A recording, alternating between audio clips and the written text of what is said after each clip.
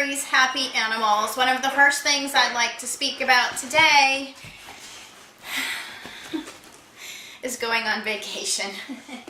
So how many of you, vacation is a bittersweet thing because you're excited to go away, but if you can't bring your animals, there's that pang in your heart. Oh, you know, am I doing the right thing? Do they like going to the kennel? Are they going to be okay home alone? Do they know I'm coming back? So a series of things that cause anxiety may run through your head, as well as your animals.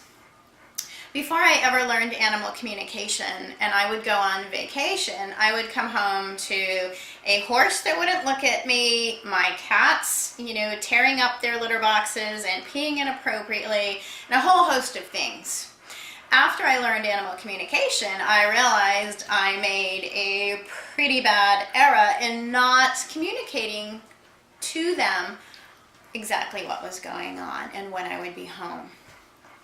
You know, so many of us think, oh, well, they won't understand. They do. This is the beauty of it. They do understand us. You know, it's not that they understand all of our words, but it's the pictures and the feelings and the thoughts behind the words that they do understand. So when we communicate with them, they do understand us. That's why it's so important whenever we are communicating something to our animal friends, that we say it in such a way that we are picturing the proper thing behind our words. And I'll get into that a little bit more with some other behavioral issues, but you always want to picture for them, you know, what you want them to do. So let's get back to vacation. I'll tell you a funny story. I went on vacation one time. I was living in Massachusetts and I went on vacation to Florida. And at the time I had a barn with 2 horses. I think I had 3 cats and a dog. So, and I did know animal communication at the time. So I did explain to my animals, you know, I was going to be gone for a week and I was having a friend come in and take care of them. So I got a call about 3 days into the vacation. I got a call from a friend of mine, and she said, you know, my horse's name is Finnegan, and she said, Debbie, I'm so worried. She said, something's wrong with Finnegan. He will not come in to eat. He won't come into the barn. He's standing out in the sleet. It was sleeting rain. She says, he's standing out in the sleeting rain and he won't come in. I think something's wrong. I said, okay, so let me communicate with him. Let me just see what's going on. So when I connected with Finnegan, he said, I am so disgusted with her, he said. And I said, why? He said, because she's been late in feeding us every single day. He says, I'm done. So I had to laugh. So he was, just to kind of fill you in on this, he was used to eating about 4 o'clock when I was home, but my friend worked. So when she got out of work, she came and took care of my animals, which wasn't till about 6 or 7.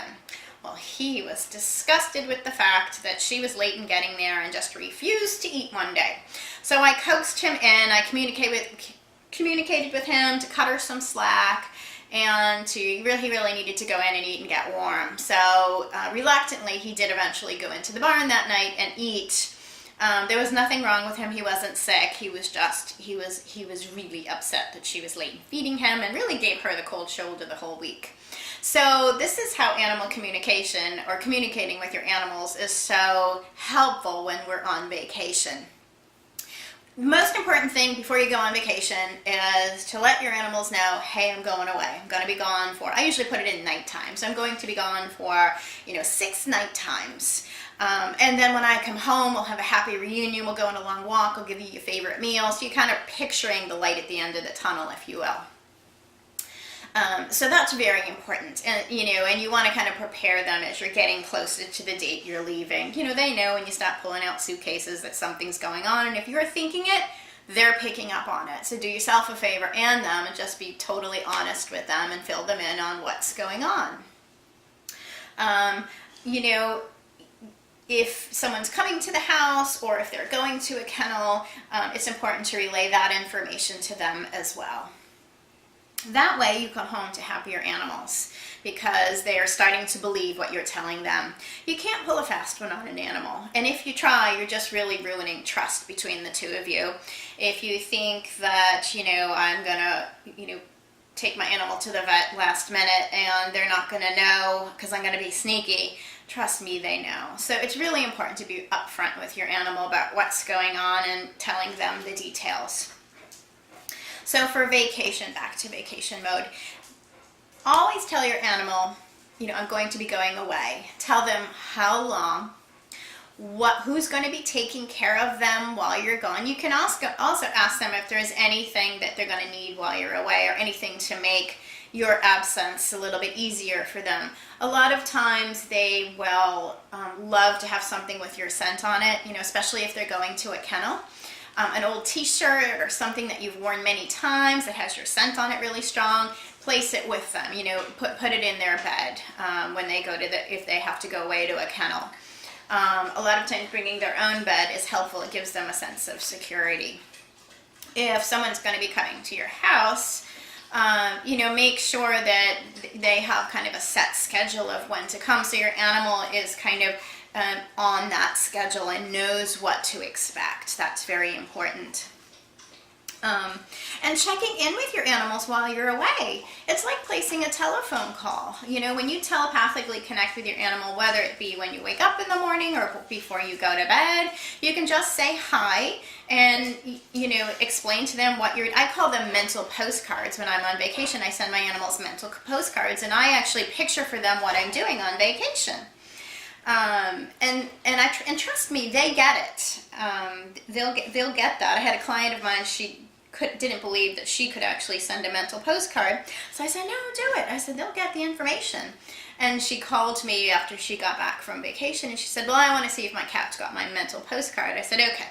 So I connected with her cat, and he showed me a picture. He said, yes, she connected with us, and he showed me. I said, well, what did she send? And he showed me a picture of his person in this puffy pink coat, and then there was white all around. And I said, well, this is what he's showing me. And she laughed, and she said, she says, I was visiting my son.